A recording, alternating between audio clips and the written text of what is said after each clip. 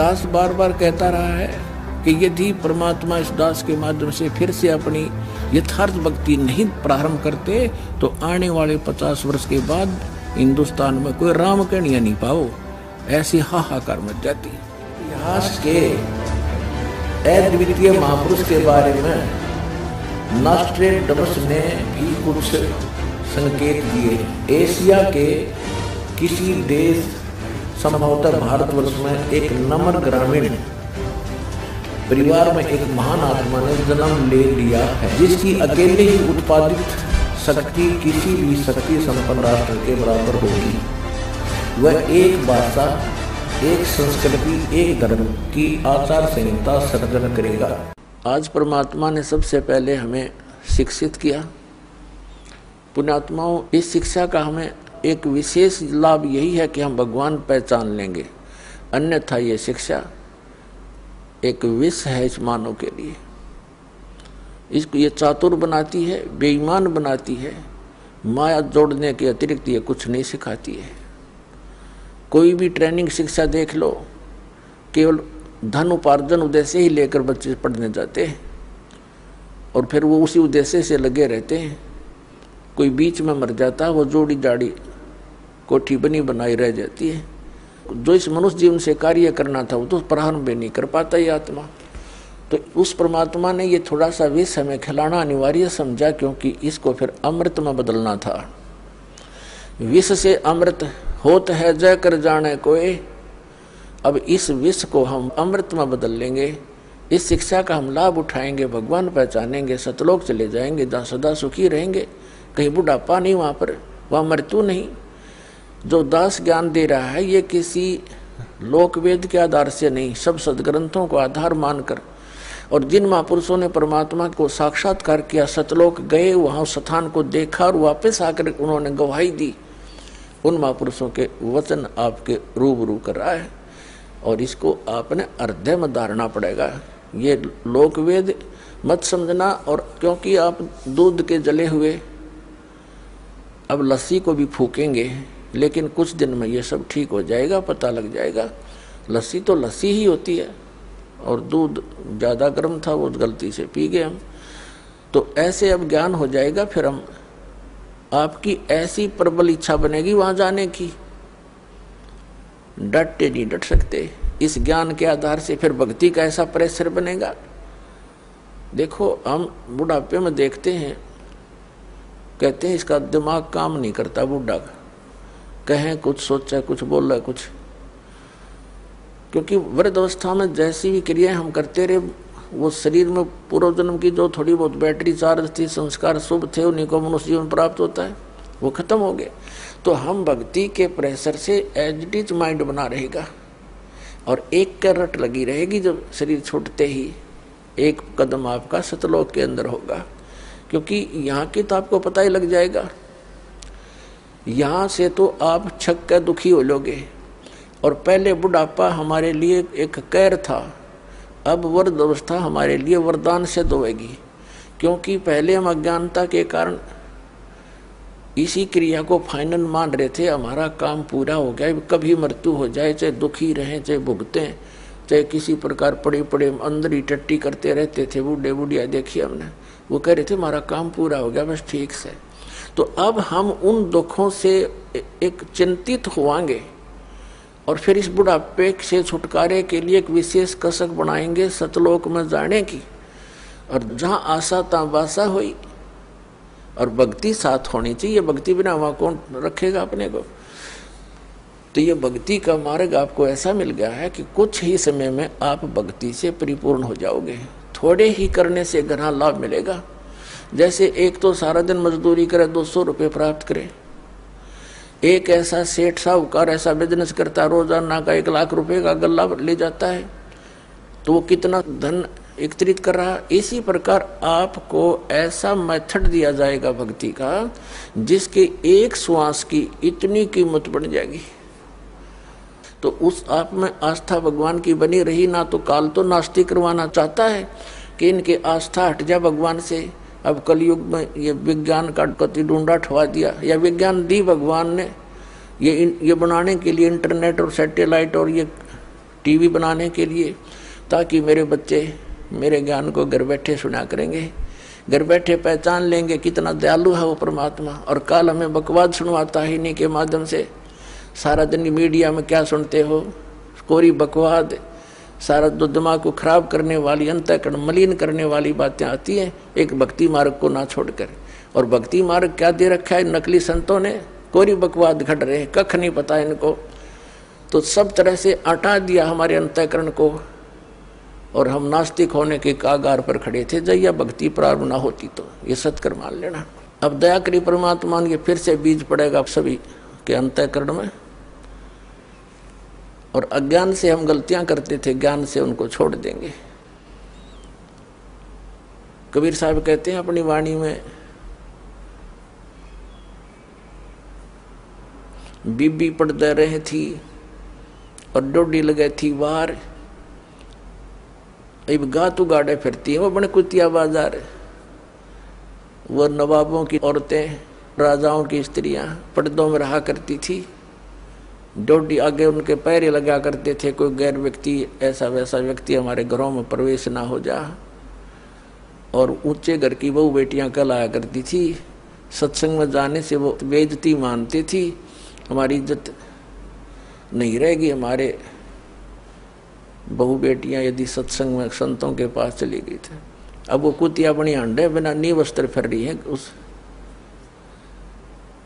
बाजार के अंदर, सरेआम बिरनमाटी करवा दी एक राम नाम बिना, इस झूठी चोचलों ने।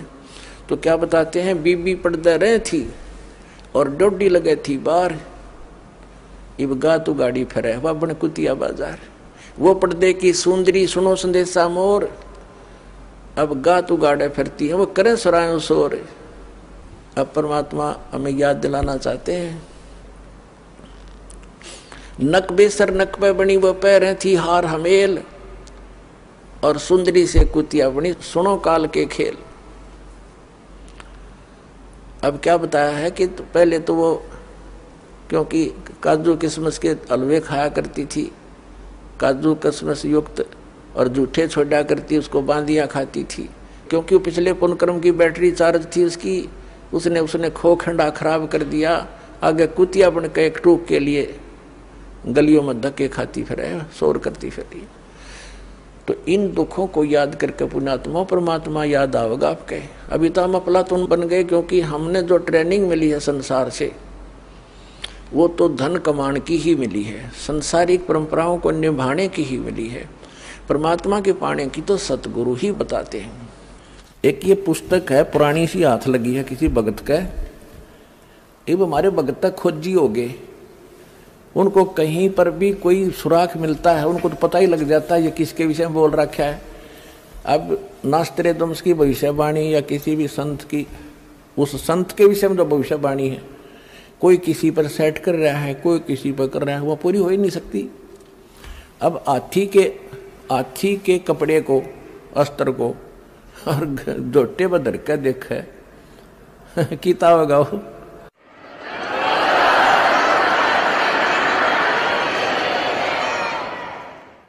वो तो हाथी पर फिट होगा, वो जिसका है। ये देखिएगा, ये एक पुस्तक है, एक पुरानी फटी पुरानी सी है किताब। ये देखो, युग निर्माण की सुनिश्चित संभावना, ये तो इसका नाम है, टाइटल है। लेखक है इसका बलराम सिंह परिहार, प्रकाशक है युग निर्माण योजना, गायत्री तपोभूमि मथुरा से।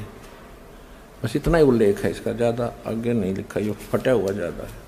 ये देखिएगा पृष्ठ नंबर 19 पे, ये पृष्ठ नंबर 19 है, इसके पृष्ठ नंबर 19 पे यानी 19 पे क्या लिखा है कि स्वाधीनता यानी आज़ादी के 4 वर्ष बाद एक शक्तिशाली धार्मिक संस्था प्रकाश में आएगी और सारे संसार का उद्धार करेगी।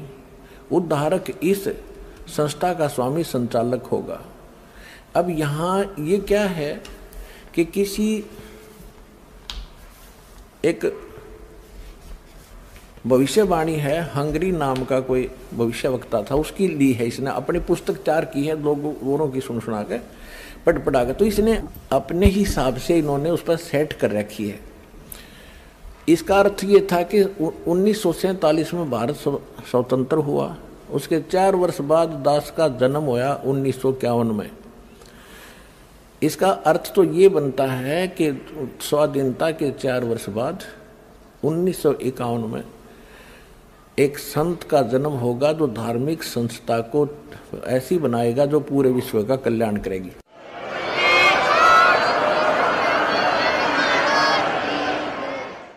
यहाँ थोड़ी सी गड़बड़ कर जाते हैं, अब और दिखाते हैं। ये देखिएगा, ये 23 पृष्ठ पे है, ये 23 पृष्ठ है। इस 23 पृष्ठ पे यहाँ लिखा है, इस संगठन का स्वामी संचालक कोई गृहस्थ व्यक्ति होगा। अब तक दुनिया में सबसे बड़े विचारक के रूप में ख्याति प्राप्त करेगा। वह व्यक्ति सामाजिक उत्तरदायित्वों से लेकर संसार के सब देश शांतिपूर्ण कैसे रहें उसकी यह व्यवस्थित आचार संहिता तैयार करेगा। उसके जीवन भर के संग्रहित विचारों को यदि एक पुस्तक में लिखा जाए तो बहुत बड़ी पुस्तक बन जाएगी। इसका अर्थ ये है। यहाँ एक 29 पृष्ठ पे देखिएगा, 29 पृष्ठ पे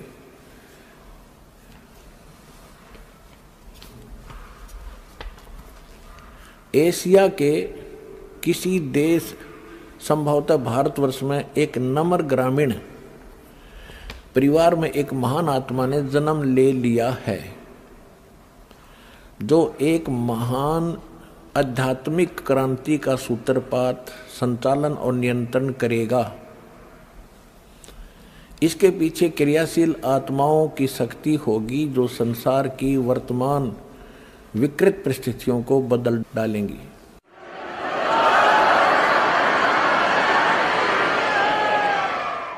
उन्नीस 1999 में ये क्या बोला गया है कि एक ऐसे व्यक्ति ने जन्म लिया है जिसकी अकेले ही उत्पादित शक्ति किसी भी शक्ति संपन्न राष्ट्र के बराबर होगी। वह एक भाषा, एक संस्कृति, एक धर्म की आचार संहिता सर्जन करेगा।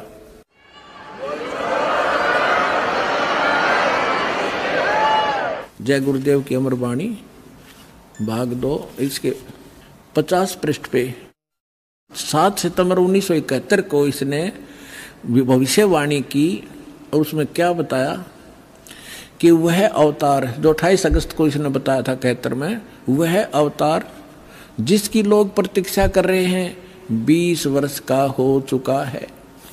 पुण्यात्माओं, इस दास का जन्म 8 सितंबर 1951 को हुआ और ये दास 7 सितंबर 1971 को पूरा 20 वर्ष का हो चुका था। ये देखिएगा, वह अवतार जिसकी लोग प्रतीक्षा कर रहे हैं वो 20 वर्ष का हो चुका है। यदि उसका पता बता दूं तो लोग पीछे पड़ जाएंगे। अभी ऊपर से आदेश बताने के लिए नहीं हो रहा है। मैं समय का इंतजार कर रहा हूं और सभी महात्माओं ने समय का इंतजार किया है। समय आते ही सबको सब कुछ मालूम हो जाएगा। ये 7 सितंबर 1971 को उसने भविष्यवाणी की। इस दास ने 2012 में एक, जैसा कि मीडिया ने उनके भी प्रवचन लिए और हमारे भी लिए, दास ने इस वाणी को पढ़कर एक सत्संग किया था कि यदि इस तुलसीदास जी की आज बैटरी चार्ज हो, 1971 में इसकी बैटरी चार्ज थी, इसकी दिव्य दृष्टि काम कर रही थी, पुण्य इसके पास बहुत से ढेर सारे थे, इसने उनका नाश कर लिया गलत साधना करके। जैसे इन्वर्टर की बैटरी में पहले से संग्रह की हुई एनर्जी जब तक चलेगी वो चलेगी, यदि चार्जर नहीं लग रहा तो भी चलेगी, लेकिन वो एकदम खत्म होगी यदि चार्जर फिर नहीं लगाता, यानी सत साधना नहीं की। यही दशा इस महापुरुष की हुई। ये पुण्य आत्मा था, इसने 1971 में इसकी दूरदृष्टि काम करे थी। इसने बिन की बिन बता दी कि वो उस महापुरुष, उसका जन्म हो चुका है और 7 सितंबर 1971 को 20 वर्ष का हो चुका है। लेकिन दास ने कहा कि यदि आज इसकी दिव्य दृष्टि काम करती है तो तुलसीदास जी बता दिया अपने शिष्यों को कि जिसके बारे में मैंने 7 सितंबर 1971 को भविष्यवाणी की थी वो बरुवाला में आ रहा है, चले जाओ। लेकिन उसने ऐसा नहीं किया। लेकिन ऐसा ना करके बल्कि विरोध किया उसके अनुयायियों ने, तो परमात्मा ने उसको इसीलिए जीवित रखा था। 108 वर्ष का हो गया था कि शायद यो अपने ऊपर से भार तार दे और मेरा काम हल्का हो जाए, भगवान ने सोचा था। लेकिन अहंकार भर गया उस प्राणी में, लाखों करोड़ों शेष हो गए। हरि क्या करेंगे वो करोड़ कहाँ जाएंगे, आप पता नहीं कौन सी योनि भोग रहा होगा। तो दास ने कहा था कि अगर इसके अंदर आज वो दिव्य दृष्टि है तो बता दे, नहीं तो ये फ्यूज हो चुका है। जब उसने नहीं बताया तो 6 महीने के अंदर उसकी टिकट कट गई, चला गया। और एक नास्त्रेदमस नाम के महापुरुष हुए हैं, उन्होंने भी कंप्लीट दास के ऊपर, आपने उसको पढ़ा भी होगा, ज्ञान गंगा के अंदर भी वो आपके लिए भक्तों ने बनाकर भेज रखा है, आपने पढ़ा होगा, नहीं तो पढ़ लेना। उन्होंने टू दी पॉइंट बता रखा है सारा का सारा। और आज कल एक भक्त ने किसी पत्रिका में छपी हुई एक किसी भविष्य वक्ता कोई बहन हुई है, उसकी एक वाणी यहाँ देकर गया, क्योंकि आज तो भगत हमारे पारखू हो गए, विद्वान हो गए, तुरंत समझ जाते हैं कि ये वाणी किसके लिए बोली जा रही है।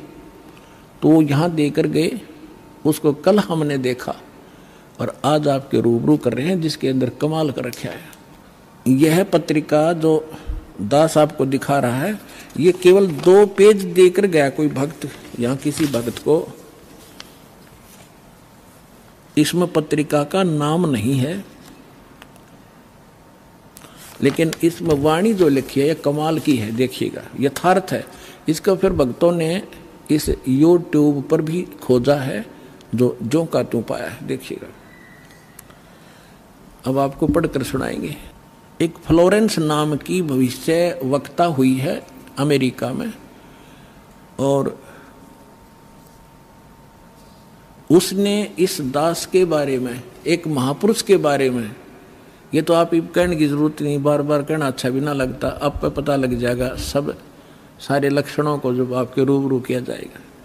इसने कहा कि देखिएगा, विश्व प्रसिद्ध भविष्य वक्ता फ्लोरेंस ने भविष्यवाणी की है कि तीसरा विश्व युद्ध नहीं होगा, वह भारत के प्रयासों से टल जाएगा। एक दिव्य महापुरुष की विचारधारा से भारत में एक आध्यात्मिक लोग सत्ता में आएंगे। उस महापुरुष के अनुयायी उनकी इस नई विचारधारा को विश्व में फैलाएंगे। भारत ही नहीं, पूरे विश्व के लोग उस विचारधारा से प्रभावित होंगे। भविष्य वक्ता फ्लोरेंस की महत्वपूर्ण वाणियाँ। अब देखिए, ये है वो, पूरा देखना एक बार, ये है वो बहन जिसका फोटो है, ये चित्र बना है इस पत्रिका के अंदर। ये वो बहन खड़ी है, जैसे एक फिलोसफर की तरह इनकी दृष्टि स्पष्ट दिखाई दे रही है।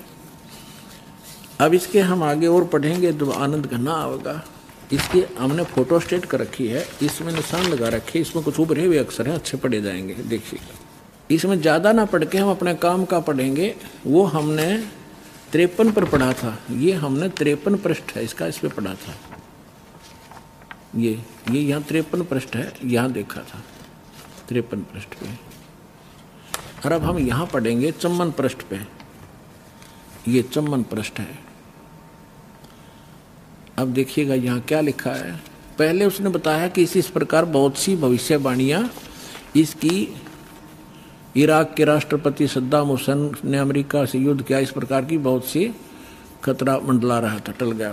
फ्लोरेंस की इतनी भविष्यवाणियाँ सच साबित हुई हैं कि कोई उनकी भविष्यवाणियों पर शक तक नहीं कर सकता। वैज्ञानिक भी उनकी भविष्यवाणियों के सच होने से आश्चर्यचकित हैं। फ्लोरेंस ने अपनी भविष्यवाणी में कई बार भारत का जिक्र किया है। The fall of sensational culture नाम की अपनी पुस्तक में उन्होंने लिखा है, सन 2000 आते आते प्राकृतिक संतुलन भयावह रूप से बिगड़ेगा। यानी लोगों में दुराचार, रिश्वतखोर, हाहाकार, बेईमाना घर कर जाएगा। लोगों में आक्रोश का भावना प्रबल होगी, दुराचार पराकाष्ठा पर होगा। पश्चिम देशों के विलासितापूर्ण जीवन जीने वालों में निराशा, बेचैनी और अशांति होगी। अतृप्त अभिलाषाएं और जोर पकड़ेंगी, जिससे उनकी अपनी कटुता बढ़ेगी। चारों ओर हिंसा और बर्बरता का वातावरण होगा। गरीब संपन्न व्यक्तियों की संपत्ति छीनेंगे, ऐसा वातावरण होगा और चारों ओर हाहाकार मच जाएगा। अब देखो, अब ये भविष्य वक्ता कह रही है कि अगर वो संत ना आता तो ऐसी दशा भारत की हो जाती, लोग एक दूसरे ने लूटने लग जाते। अब इसने तुरंत फिर क्या कहा कि उस संत की विचारधारा से वो घातक माहौल टल जाएगा। देखिए, ऐसा वातावरण होगा और चारों ओर हाहाकार मच जाएगा। ऐसा हाहाकार मच जाएगा, लेकिन भारत से उठने वाली एक नई विचारधारा, लेकिन भारत से उठने वाली एक नई विचारधारा इस घातक वातावरण को समाप्त कर देगी। वह विचारधारा वैज्ञानिक दृष्टि से लोगों में सामंजस्य और आपसी भाईचारा और भाईचारे का महत्व समझाएगी। वह यह भी समझाएगी कि धर्म और विज्ञान में आपस में विरोध नहीं है। आध्यात्मिकता की उच्चता और भौतिकता का खोखलापन सबके सामने उजागर करेगी। अपने आत्माओं, ये तो चलो इन भविष्य वक्ताओं का तो इतना काम समझ लो आप। जैसे परमात्मा ने विद्वान बना दिया, पृथ्वी और सूरज बना दी, सब नक्षत्र बना दिए, और अपने आप निर्धारित है कि इस समय 6:20 पर सूर्य उदय होगा। अगर कोई खगोल भगोल का ज्ञाता अब बता दे कि फलानी तारीख को 6:20 पर सूर्य उदय होगा, वो ना बताता तो भी उसी समय होना ही था वो, क्योंकि उस परमात्मा ने वो निर्धारित सिस्टम बना ही रखा है। तो ये ना बताते तो भी परमात्मा ने पहले बोल ही रखा है, निर्धारित दिन ठीक धर रखा है, वो तो ये होना ही होना था। ये बता रहे हैं तो आपके लिए और ज्यादा गोल्डन चांस है। सभी पुण्यात्माओं ने देर नहीं करनी चाहिए। महापुरुष बार बार कोई झूठ बोल रहे हैं, परमात्मा ने कहा, सब संत कहें, और ये भविष्य वक्ता बताने लग रहे जो इस देश से भी संबंधित नहीं थे, और फिर भी नहीं समझोगे तो कति बालक हो तुम, तो बुद्धि ही नहीं दी फिर आपको। देखिएगा अब क्या, जैसे दास बहुत बार आपको समझाता है, हर एक प्रवचन में परमात्मा ने जो पहले बोला था वही दास आज बता रहा है। और अभी भी बहुत से मेरे अधिकतर जितने भी प्रवचन होते हैं इसी आधार पर होते हैं कि आप क्या कर रहे हो। आप यहाँ अरबपति बन गए, खरबपति बन गए, दुनिया न लूट लूट के, और वो सारा छोड़कर चले गए। सर्व सोने की लंका थी वह रावण से रणधीरम, एक पलक में राज विराजी जम के पड़े जंजीरम। चक्रवर्ती राजा था, सारी पृथ्वी पर शासन करे था, चूहा बनकर एक बिल खोद कर रह रहा है। खा कहिए, कहते राम रट निर्धन भला, टूटी घर की छान, वह सुंदर महल किस काम के, जा भक्ति नहीं भगवान। तो यहाँ ये बताना चाह रहे हैं, ये माइन बहन ने बताया है कि वो संत की विचारधारा से आध्यात्मिकता की उच्चता और इस भौतिकवाद का खोखलापन उजागर होगा। ये हो रहा है आपके सामने, और सबकी आत्मा मान रही इस बात को, सचमुच ऐसा है। देखिए, ये कह रहे हैं कि आध्यात्मिकता की उच्चता और भौतिकता का खोखलापन सबके सामने उजागर करेगी। मध्य वर्ग उस विचारधारा से बहुत प्रभावित होगा।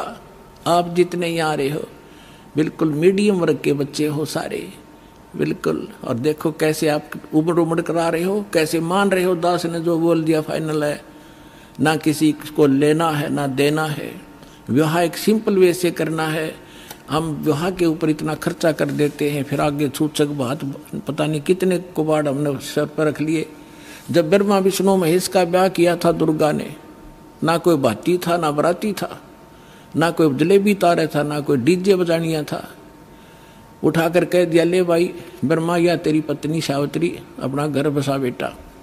लक्ष्मी दे दी विष्णु को, ले बेटा या तेरी पत्नी जाओ अपना घर बसाओ।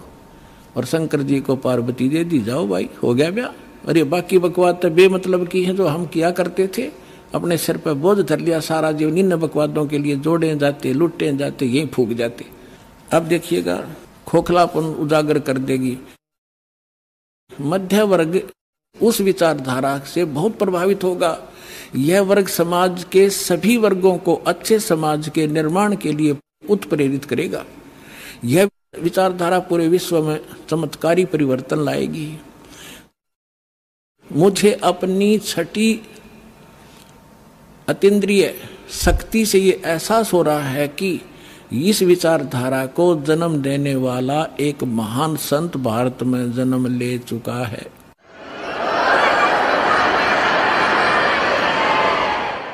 ये देखिएगा, यहाँ लिखा है कि एक पत्रकार ने 1964 में फ्लोरेंस से पूछा था और 1980 की शुरुआत तक व्यापक उथल-पुथल 80-89 के बाद ऐसे भूकंप आएंगे कि न्यू जर्सी का कुछ हिस्सा तथा यूरोप और एशिया के कई देशों के स्थानों पर भूकंप से विदीर्ण हो जाएंगे, कुछ जलमग्न हो जाएंगे। तृतीय विश्व युद्ध का आतंक सबके दिमाग में बैठ जाएगा। वे इस युद्ध की तैयारी कर लेंगे, लेकिन भारतीय राजनेता नहीं, संत की तरफ से शिकार है, तीसरे युद्ध से वो समाप्त कर दें। तो 1964 तक यह जीवे थी। 1964 में तो ये युवा थी जो बता रही थी, 10, 20, 30 वर्ष और भी रहेगी, 94-95 तक यह जीवे थी। तो इसने उस समय बता दिया था, 1964 में भी इसने बता दिया था कि उसका जन्म हो चुका है। और उसको दृष्टि आगे की जो वर्तमान का जो दास की सती थी अब की है, वो भी दिखाई देती। देखिएगा, मुझे अपनी छठी अंतीन्द्रिय यानी अंदर के आभास से शक्ति से ये एहसास हो रहा है कि इस विचारधारा को जन्म देने वाला वह महान संत भारत में जन्म ले चुका है। उस संत के ओजस्वी व्यक्तित्व का प्रभाव सबको चमत्कृत करेगा। उसकी विचारधारा अध्यात्म के कम होते जा रहे प्रभाव को फिर से नई स्फूर्ति देगी। चारों ओर आध्यात्मिक वातावरण होगा। ओए होए, दास बार बार कहता रहा है कि यदि परमात्मा इस दास के माध्यम से फिर से अपनी यथार्थ भक्ति नहीं प्रारंभ करते तो आने वाले 50 वर्ष के बाद हिंदुस्तान में कोई राम कहानियां नहीं पाओ, ऐसी हाहाकार मच जाती है। तो इसमें यही कहा है कि वो फिर गिरते हुए अध्यात्म सत्र को फिर से उभारेगा, इसका ये भावार्थ है। उस संत के ओजस्वी व्यक्तित्व का प्रभाव सबको चमत्कृत करेगा। उसकी विचारधारा अध्यात्म के कम होते जा रहे प्रभाव को फिर से नई स्फूर्ति देगा। चारों ओर आध्यात्मिक वातावरण होगा। संत की विचारधारा से प्रभावित लोग विश्व के कल्याण के लिए पश्चिम की ओर चलेंगे। धीरे धीरे एशिया, यूरोप, अमेरिका पर पूरी तरह छा जाएंगे। उस संत की विचारधारा से पूरा विश्व प्रभावित होगा। उनके चरण चिन्हों पर चलेगा। पश्चिमी देश के लोग उन्हें ईसा, पश्चिमी देश के लोग अमेरिका, इंग्लैंड आदि उन्हें ईसा, मुसलमान उन्हें एक सच्चा रहनुमा और एशिया के लोग उन्हें भगवान का अवतार मानेंगे। उस महासंत की विचारधारा से बौद्धिक क्रांति आएगी। बौद्धिक माने अच्छी बुद्धिमान लोग उसके साथ होंगे। देखो, बुद्धिजीवियों की मान्यताएं बदलेंगी। जो ये अंग्रेज पाके बैठे बड़े बड़े अफसर कहते हैं, नवी सोचने पर विवश होना पड़ेगा कि तुम कर क्या रहे हो, करना क्या चाहिए था। बुद्धिजीवियों की मान्यताएं बदलेंगी, उनमें ईश्वर के प्रति श्रद्धा और विश्वास की कोपलें फूटेंगी। फ्लोरेंस के अनुसार वह संत भारत में जन्म ले चुके हैं। वह इस संत से काफी प्रभावित थी। अपनी एक दूसरी पुस्तक golden light of new era में भी उन्होंने लिखा है कि जब मैं ध्यान लगाती हूँ तो अक्सर एक संत को देखती हूँ, गौर वर्ण के यानी गोरे वर्ण के।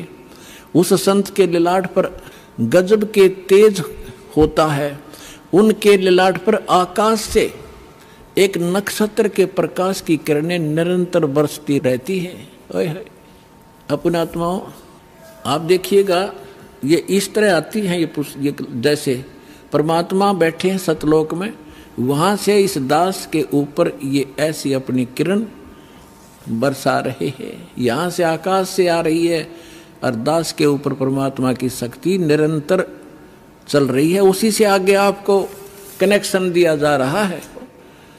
बंदी छोड़ के बच्चे कहाँ कहाँ जा करके दूर दूर जा करके आज प्रचार कर रहे हैं परमात्मा के ज्ञान का। वह संत अपनी कल्याणकारी विचारधारा तथा अपने सच्चरित्र प्रबल अनुयायियों की शक्ति से संपूर्ण विश्व में नए ज्ञान का प्रकाश फैला रहे हैं। वह संत अपनी शक्ति निरंतर बढ़ा रहे हैं। उनमें इतनी शक्ति है कि वह प्राकृतिक परिवर्तन भी कर सकते हैं।